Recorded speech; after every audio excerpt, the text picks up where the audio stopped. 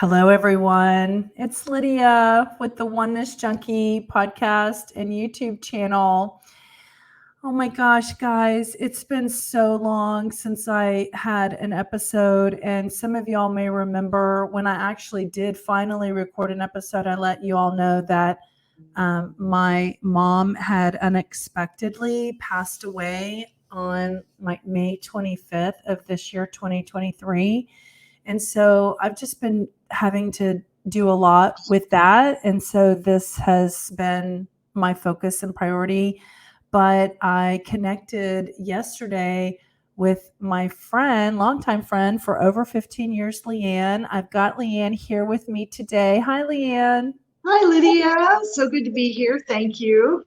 I'm so glad you agreed to come on and have an episode with me. So let me just share with y'all. I called Leanne yesterday and we were talking, and through our conversation, she had offered to share one of her gifts with me, which is mediumship. And we decided that there might be an opportunity to record it, not only for me, but also if this episode turns out to be something I can share publicly, and if it can help someone else know that they can too talk to and have communications from their loved ones, I really want that for everyone. I want everyone to know it's possible and that it's something to be open to, because we don't know. Unless you know, we don't know. And I actually do know because I've done it before with my sister.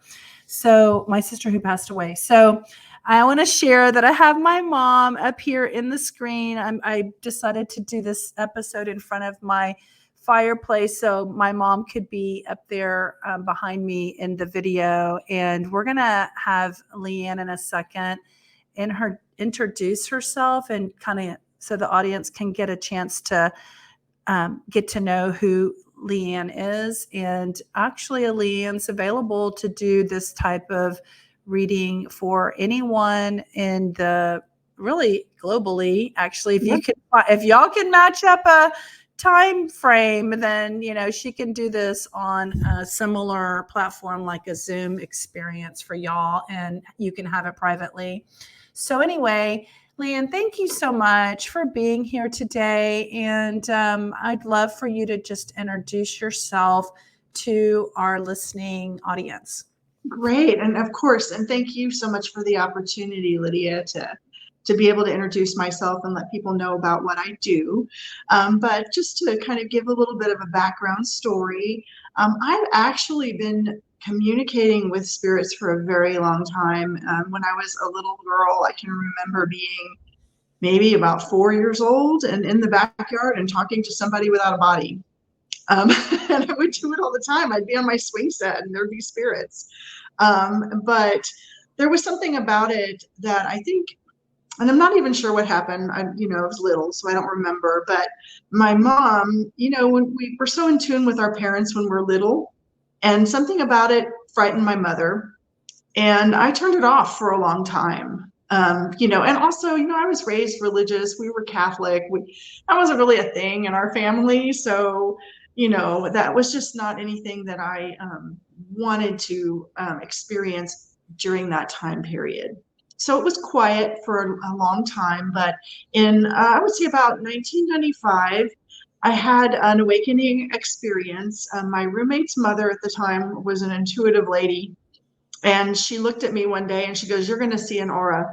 And I said, "Sure. Okay. Why not?" And she stuck her arm out, and then suddenly I was seeing all this beautiful color come off of her and like light coming off of her arm. And I was just like, "What is that?" She goes, "It's an aura." And after that, I really had a lot of clairvoyant experiences, attracted into my life a number of really awesome people that helped me with my growth, and just went from there.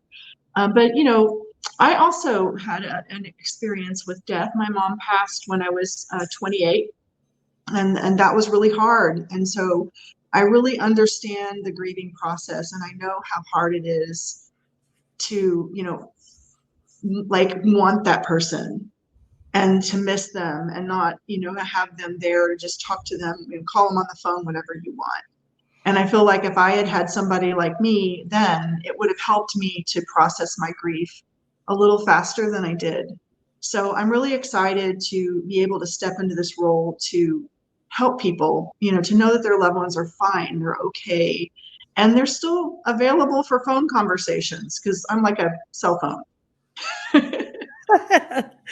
And then you can record it on like a Zoom call. Exactly. Awesome. Good. Yeah. Well, thank you for that. Is there anything else about your sharing that you want to share with us before we kind of dive into the episode? No, I think we're good. It's just, again, I think going back to the grieving process, that is really difficult, and people navigating it can be, can really just take your energy to sometimes dark places, because it did me with Yeah. my mom. And it didn't have to. And many years later, when I was able to really connect with her spirit, because now she cooks with me, and my mom's always around. And she didn't want me to do that. They don't want us to be sad and miserable, and miss them that way. They want us to go on with our lives, and they want us to be joyful. And I know you're all about the joy, so they want us to have that, because, just because they're gone doesn't mean we don't keep living. Right. Yeah. Yeah. Yeah, and I'll say that first of all, I want to mention this is a little charm I got on Friday. It's part of the funeral home options. They give you like, you want a portrait, or do you want a blanket with a photo on it, like a big, stencil thing, or do you want her thumbprint? And I ended up ordering. I got this one for my dad when he died, and at first my sisters and I were like, oh, that's weird, nobody wants that. I mean, just initially we thought it was kind of odd, but oh my god, I ended up getting it, and because out of all the options it was like the best one. And oh my god, I was telling my sisters that it ended up becoming such a cool touchstone. Like, what I can do is, normally I don't wear it necessarily, but you can just hold on to it, and you can like rub your thumbprint back and forth across their thumbprint on this, charm, and it's literally grooved. And so God, it really feels like a connection to their human body, still, when you're able to have that connection, because that's what you remember. I mean, think about holding your mom's hands or your dad's hands, So anyway, I picked this up on Friday because they finally got them in, and I was like, oh, good, I get to wear it and feel it while we're talking about her. So I was so grateful in my whole life. She passed away at 87. And so I'm 54. And so I had, we were 33 years apart almost. And so she was turning 88 and on October 9th, which is coming up in like 7 days. And I would have been 55 this year. So I had a lot of years with her, and all those years, like from, I'd say 70 on, every year I just appreciated every moment that we could have together. And I knew that it would not ever be forever. And so I just lived in the moment and in the present with her. And so she actually saved all of the cards that people ever gave her. So when we cleaned up her house, we had to, sort those by person, like, oh, these are all my sisters, and these are my other sisters, and these are my nephews, and these are the ones I gave her. And so I actually read through a lot of them, and as part of my grieving process. And I remember on her I read a 70th birthday card, and it said she didn't like surprises, and she was very shy and quiet person. And, she was just telling me, you better not throw me a surprise party. And I said, okay, but when you turn 90, we are throwing you the party of a lifetime. And so, we made that agreement. And in my letter from the 70th birthday card, I just said, I can't wait to throw you the 90th birthday party. But, we didn't get that far. We got to 87, and luckily she was healthy when she passed, and had been working up until 2 weeks before she passed. So at 87, she was doing pretty good, driving and everything. And so, when we did her celebration of life party, I basically said, we're going to give her the party of her lifetime, and so we had a great party to celebrate her life. And so I do feel like we did it right. We took care of it. We got her, like, had the best, of the best that I could do for her. But it doesn't take away from the fact that you just miss them. You just miss them. You miss having them. I mean, she was in my life for so long and such an integral part of my life. So, this was not planned. Like, I called you yesterday about something totally different. And it just so happened that we talked about my mom passing, and then you made this offer to communicate with her. And so I was like, oh my gosh, yes, I was wondering about who would I contact to do that if I wanted to do it. And, just because my mind's kind of blank, I just wasn't really thinking of anyone at that moment. But you offering is so great, and really want to just connect for the audience to see if this is something that can help them. So we're doing this live. Yeah. So here we are. So do you want to just go into how you feel about what she's wanting to say right now? Yeah. So I am, and I've been waiting, and because I try not to interrupt you. Yeah, patiently. Impatiently. But I am getting a strong suggestion from the other side that the 90th birthday party should still be on, and that you should still do it and have fun and party your heads off, and have a good time. And she wants you to have a good time. So she's like, she's not opposed to the 90th birthday party still happening. She just wants you to know that. That's funny. So, and I think that would be beautiful. Hit it on the 90th birthday and just celebrate your mom. And she'll be there because as soon as you think of her, as soon as any of us think of our past loved ones, they're right there. Like they're just we're connected. We're all connected. And so, a single thought will bring them to you. So she wants you to know that always she's with you. And you never doubt that. Never doubt that once.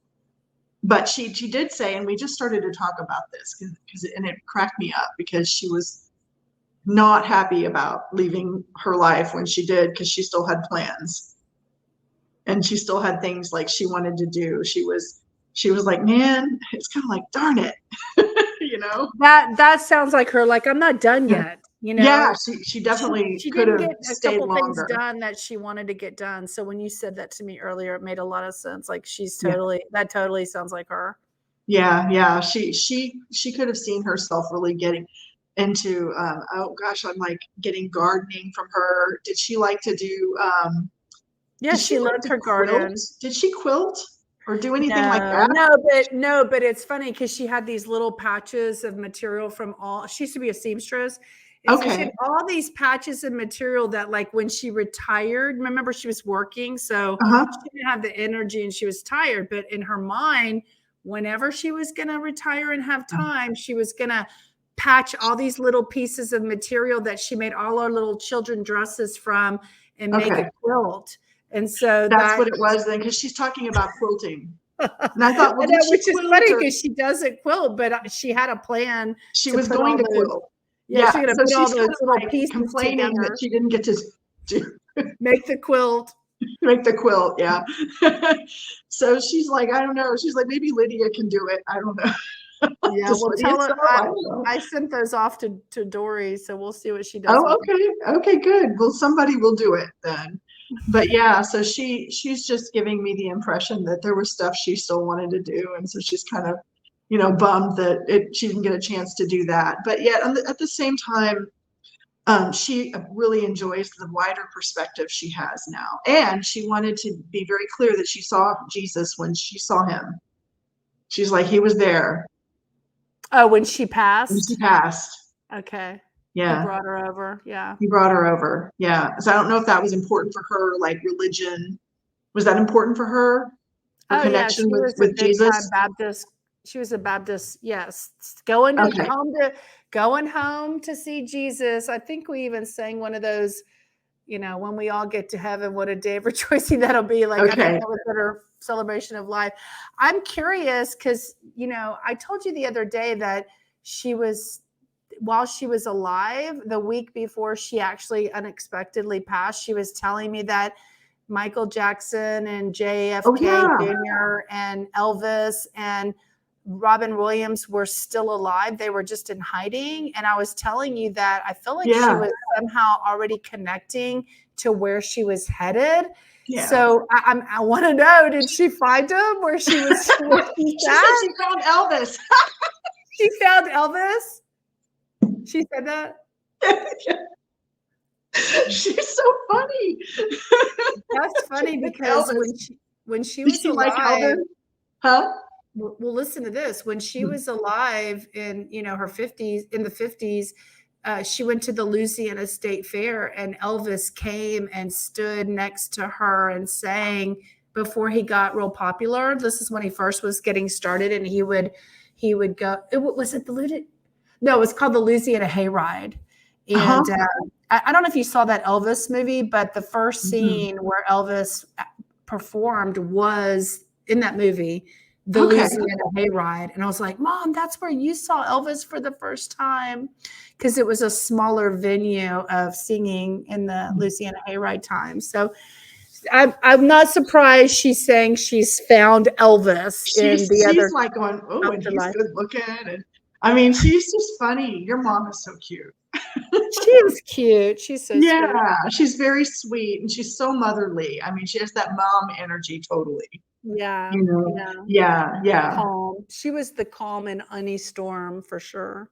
Yeah, no, she definitely has. I mean, she just feels like such a sweet mom, like hug you and like bake you cookies kind of mom, like She was that's the kind of domestic. energy I feel. She was very domestic. Yeah, a nurturer for sure, for sure. And she, gosh, I'm like, her name was Marion, is that right? Was that what you told me, Marion? I Did you don't tell think me I her told name? you. I don't think I told you her Oh, name. okay. I never know for That's sure. I mean, it. sometimes I think Yeah. people tell me and then I don't know. No, So but that's it. It's her name is Marion. Marion, That's okay, that's because good. yeah, because she, gosh, where was I? Oh, she's like wanting to tell me how much she loves you and she's like, I'm like, Marion, you're gonna make her cry on her podcast, like. It's okay. I've But cried she before. does. She's like, I'm with you. Don't feel like you've lost me. I'm right here. And I like to tell people too that the difference between where we are and where they are is one step to the left. I mean, they are that close to us. It's just we can't see them. That's the only difference. But we can feel them. And if we're open enough to them, we can hear them too. It's like I can do this, sure, I'm connected, but I don't consider myself special because I feel like all of us have the ability to tap in this way if we can just relax and allow ourselves to be open to it. So it's fear or well, mostly fear that kind of I think cuts people off from having these experiences. But it's just spirit, it's just energy. We're all spirit. And So we're all there's really nothing connected. unusual or weird or woo woo or any of that about it, in my opinion. It's just that they just don't have their body anymore. That's it. But Yeah, I she's mean, still very there much has to be here. kind of like a closure to this lifetime, right? So, Yeah. because if we come back, right? Yeah. Well, and I mean, yeah, there has to be, I guess, when you step out of because our bodies are like an avatar.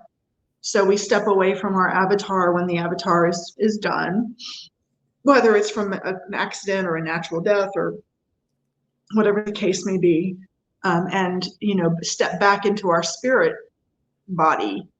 And at that point, now we get to look at our lifetimes, we get to go over all of that stuff, we get to see what we learned, we get to really see our loved ones in their pure form, because now she's so expanded. That's the beautiful thing too, is once you're out of the body and you're away from, I guess, like the trappings of the ego and all of the stuff that goes along with being humans, we can see the more expanded vision of everything that is and the way it truly is. And it's so beautiful. And they get on the other side, and I told you this earlier, a lot of times they don't even want to talk about the negative stuff because all they can see is beautiful. That's it. And then she looks at you and she sees you, but she sees your light more so than even you. And she knows who you are at your core. And she's like, oh my God, she's so beautiful. She's making me emotional because she can see how beautiful you are. It's so amazing to be able to experience their perspective from where they are now, and to try to, in whatever way I can, relay that to you or to anyone I'm talking to. So sorry. I used to tell her, when she was alive and she was more, Baptist and not really that open to the kind of things that I was open to, of Mhm. understanding, this kind of thing. And I just Yeah. told her, I said, when you die, look for me. I'm going to be trying to contact you and connect with you, and I'm going to be talking to you. So get open to receiving. Oh, but yeah, you know no, and she totally, like she understands now. she knows. I mean, she got on the other side and she's like, oh, okay.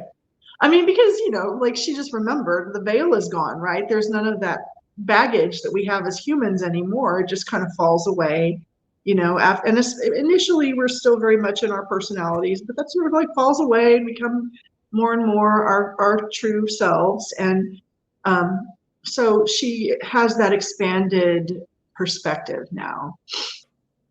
And she says, It's especially getting to hang out with Jesus Yeah, when I she know. I bet crossed she's loving over. that. Is Yeah. she? Can you ask her who else she's with or who else is around? Um, did she have a brother? Yeah, she had two. Okay, she's showing me like brother. Was there one brother was there a younger brother? Yeah. Yeah. Did she have a closer relationship with him than the other or something? Because I'm seeing her with one brother, but doesn't mean, there's not more. But I mean, her younger brother, she had more time with, and okay. we visited more recently, like in the last like 5 years, and I think he passed away 2 years after we visited. He lived in Louisiana in Okay. her childhood home. Okay. Because I'm just getting, she's with her brother, like her brothers there, and they hang out, they connect to each other and they enjoy the time together. Yeah, I mean, family is all around. And, she's just enjoying her new perspective and her new experience of, how shall I say, her new point of view and her new being. Does that make sense? Mm-hmm. Yeah. Yeah. She's really enjoying, and she looks back on her life and she's happy. You know, she's happy. She feels like, well done, Marion. you know? Yeah, I mean, we Yeah. kind of felt that way after we were stepping back and looking at her life and thinking of all the things that she was able to accomplish. And, she didn't gather up a lot of friends and have them in social settings, but a lot of people really liked her Hmm. and, came out of the woodwork to tell us how amazing they thought she was, at her celebration of life. Yeah. Well, she Like felt, and, she made an impression on people. yeah, I'm getting from her like, and I know you said she worked right up until the end, but I'm getting also the kind of the word industrious is coming through, like somebody who didn't like to sit still for very long, who enjoyed doing things and experiencing life and creating and moving, whether she was physically moving or just mentally moving, she was moving. Yeah, she And always had a kind of a project or something to work on. She never sat around and said, "I'm bored." yeah, no, she wasn't a Netflix watcher, huh? Oh, no, not at all. No. I mean, maybe Masterpiece, 8 Channel 8 theater, the Downton Abbey, but that was it. Downton Abbey. Well, who doesn't love Downton Abbey, right? But yeah. Yeah, but so yeah, but she's just enjoying her new experience, enjoying being where she is, loves that she can go bug Elvis when she wants to. I mean, like, you know, everything's different. It's so, she's, how can I say, like, she's it's like being in a carnival, kind of like I'm getting like she's having so much fun. It's like being at a carnival all the time where the rides are super fun and she can eat her popcorn or whatever, just have a blast. That's how she's experiencing things right now. A big celebration. Yeah. She has a lot of joy. A lot of joy. Yeah. Yeah. And she's also saying, she's like, Lydia's going to be fine. She's like, you're fine. She's not worried about you. She knows you're going to be fine. She knows you're going to kill it in life. That's funny. I mean, she kind of acted like that when she was alive. When I would go through stressful times, I'm like, do you get it? I'm stressing, like have a reaction. And she's like, you're going to be fine. Like she wouldn't give me what I wanted, which was like some, like, oh, you poor thing. It's like the world's smallest violin. Yeah, like, you poor thing, you're going through she's like, you're going to be fine. I'm not worried about you. And I'm like, I want you to be worried about me. I'm worried about me. I had like, no, she's probably very capable. Yeah, I had more of my dad in me, and he was more of a nervous, nilly, worrier type person. And so that was more in my DNA than she had. And so, she didn't give me the, victim opportunity. I couldn't be a victim around her because she's like, you're so capable. You're so gonna kill it in life. Don't worry. It's like, you're gonna do it. Yeah. And I, she's kind of acknowledging, I mean, I don't ever like to predict futures because they can change on a dime. We can make a decision tomorrow that completely flips our future and does go a different direction. I mean, we all have free will. And so, but I will say that based on your current energy trajectory and where you're pointing your energy, as far as you being on your leading edge, to quote Abraham, she likes where you're going. She sees for you like a really fruitful, beautiful future in that direction that you're pointing yourself right now. So if that gives you some, a little help maybe to kind of say where I'm stepping and then like where I'm pushing my energy now is going to create a really beautiful outcome. Just keep on keeping on. Thank you. Yeah, you're welcome. The lotto, it's either tonight or Wednesday, is $999 million. And I'm like, are you going to play? I'm like, that's worth going out to the corner store and getting a ticket. Is that the whole country? Should I go get one too? I think it is Powerball. So yeah, if California does Powerball, go get one. Yeah, we do. I told my friend at lunch, we shook hands and said we'll give each other $500,000, $500,000 if either one of us wins. Right. So that was good karma. I know. I'm like, I have to share if I win too. Yeah. I'll give Harry his Center for Vibrational Healing. We need a Center for Vibrational Healing from Harry B. Happy Bartholomew. That's for sure. So yes, absolutely. Yeah. I agree. Get him a few more gongs, a few Lots more symbols. I'm like, gong me.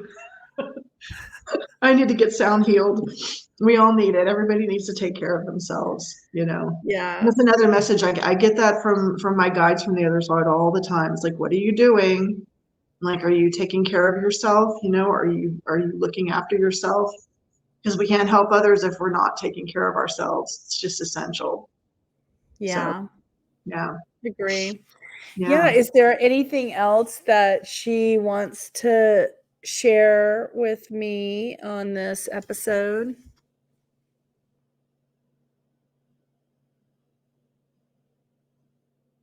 I'm just getting a flood of love through my heart. So she's just sending you love. She's showing me like flowers, and it's just a lot of times their way of just saying, I love you and I'm here, and just keep it on, keep going.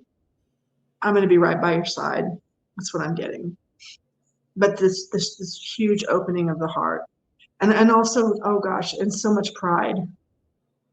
Like, so proud of you, how you've handled yourself, how you've maneuvered yourself through difficult times in your life, how you've just pulled yourself up by the bootstraps over and over again. You're just so tenacious. Like, she just sees that as like, she is so impressed. So she's sending her love. She's like, I made her. I was impressed by her. She was a pioneer woman and a survivor, and she did not let anything get her down. Nothing was going to take her down. Mm-hmm. And I always saw such strength in her, you know? So you're living her legacy because you're doing the same thing. Yeah. You know, and that's, you know, that's carrying that energy forward. You know, we don't ever, I mean, even in this world, you know, through those who are around us that we affect and that we touch, whether they're children or just friends or whatever, you know, our legacy moves forward regardless. Our energy is always present. You know? So Does she know I sold her house in 28 days without a realtor? We got a good price for it too. No, she's happy about that. Although I suspect she was rather attached to her house is kind of what I'm getting. Yeah, she was, and they're renovating it, and I can't wait to see the house because it's like the renovation she always wanted but could never afford, and now the new owners are doing it, so we're gonna be able to see what comes of it. Yeah, but no, she did. She did love her house. I kind of feel like that from her. She was happy there and content and comfortable. You know, no plans to go change that or anything. But she's happy to see it being passed on. You know, again, I'm, you know, moving energy forward. You know, you don't hold things back. You let them flow. And she's happy that somebody else will get to grow there and have good experiences too. And, you know, maybe some of that tenacious energy she left behind, you know, is stuck in the walls there and helps them out. You know what I mean? I'm sure. Yeah. Does she have anything to say? I have a question around like her actual passing. You know, does she have anything about that? Because I have some questions about that. You know, like if she has anything to confirm or say about how she passed. You know, like because I just found her in her house. Yeah. So, you know, a head again pops up for me. Pressure around my head.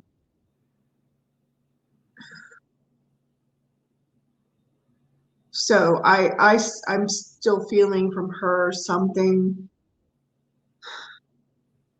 not heart related, but I know you had told me at one point that she did have some heart issues, but I didn't feel that's what caused her passing. Yeah, That's she was not just taking her blood pressure medicine.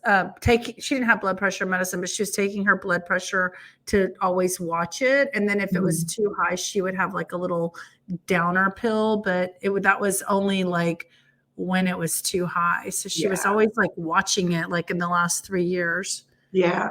I still think or get from her, it was something to do with her head. So again, I don't know if it was like an aneurysm or a stroke or a seizure or something of that nature, but something like that affected her head that caused her passing. I really feel like that's what I'm getting. So, but I don't know the specific cause exactly, but it was something around the head.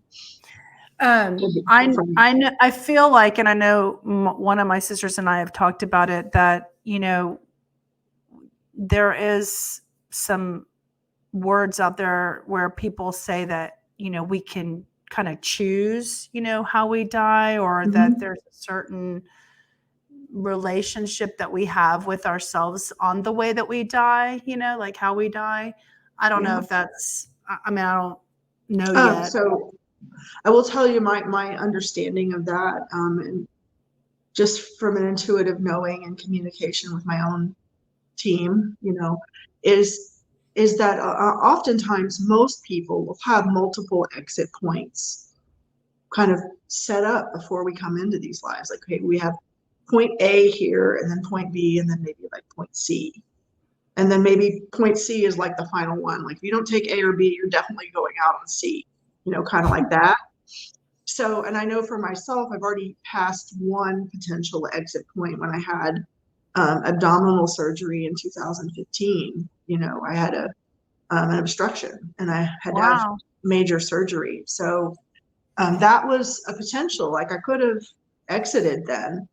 Actually, that was my second. My first potential exit point was when I was 14 and I fell off a motorcycle, right on my head. So, but I'm still here. So, and then my guides are saying, in my mid 70s, there will be another one. And then if I choose not to go, then I get another maybe 8-9 years, and then I go. That's what they're saying. We'll see. I feel like she exited the way, I mean, even though like we were talking and she wasn't ready yet, because it was unexpected, she still had things to do.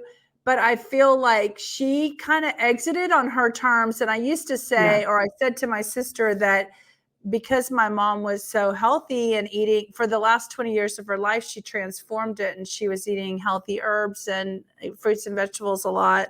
She had vitality in life and worked at 87 years old with little children.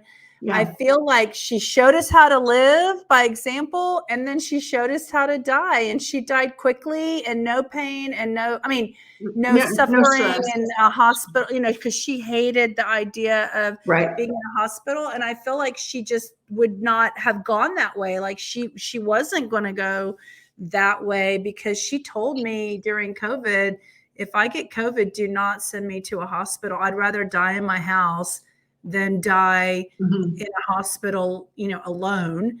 And I mean, and she did die in her house. So she really kind of died like she wanted to die. Well, no, and I'm, with her still really kind of perched on my shoulder here, she's saying this head event that occurred, had she survived it, she would not have been happy with her situation post.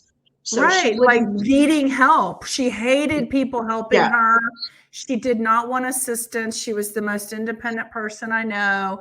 And she would never have wanted me to be her nurse, because I'm not that great of a nurse. I really honestly think she had a stroke. I really do. I really think she had a stroke. Right, which caused her fall. Yeah. I think that's probably, I mean, I was kind of just trying to figure out what from your head could cause you to pass away. But I think my gut instinct is that, from that side she was a stroke that could have, I mean, and had she survived something like a stroke, she would have been terribly unhappy with her living circumstances post, after. So she would have, I know. And we know that. From her energy, she's like, and they're like, heck no, I'm gonna go see Jesus now. I'm gonna go see Jesus. She goes hang out with Elvis. But she's just mad about the quilt, so it's just she's like, I just didn't get to the quilt, That's funny. I mean, and everybody gets such a great sense of humor on the other side about it too. They're like, wish I would have done that. But in a fun way, So, but she's totally fine. She is at peace. She's not upset. She really isn't. She's at peace with everything. And and she does acknowledge that she would have been terribly unhappy as like an invalid or somebody who needed to be, cared for in that way, or not being able to live in her house anymore, having to go somewhere else. She wouldn't have wanted that. She's kind of indicating that would have made her very unhappy. So that's all true. She loved her house and she did not want to move. And we were already starting to have that conversation, because if she wasn't going to be working this next year, which she thought about maybe not going back to work for the new school year, I said, well, do you need to move in with me? And she did not want to do that. No. She wanted to stay in her house. I didn't even want to say anything yet, but even from the other stage, like, no, I'm not leaving my house. She was Yeah. really, I mean, like, I think had it come to that, had she stayed and it came to that, she would have really fought you on it because she didn't want to leave that house. Yeah. I mean, for a Yeah. lot of reasons, her life was, shutting down at 87, Yeah. basically. No, she acknowledges it was a long, good life. Yeah. Yeah. She's acknowledging that. So yeah, yeah, she's happy with it. Just the quilt. But other than that, she's good. Well, I look forward to meeting her again and You having will. this time. And you'll feel her, Lydia. Just be open to it. You'll know when she's around. We all have very particular energy signatures. It's like a perfume we wear.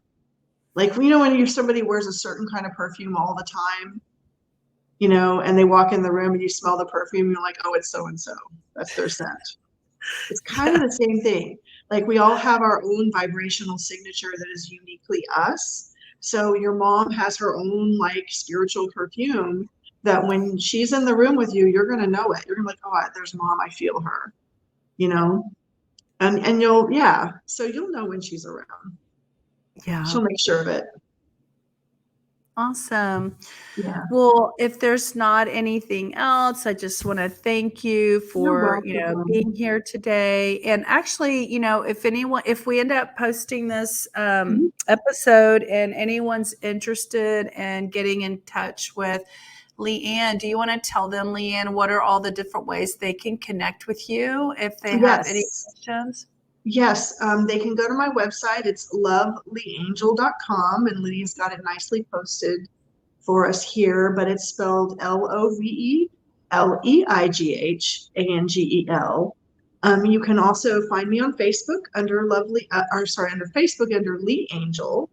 And then on Instagram, it's love.lee.angel.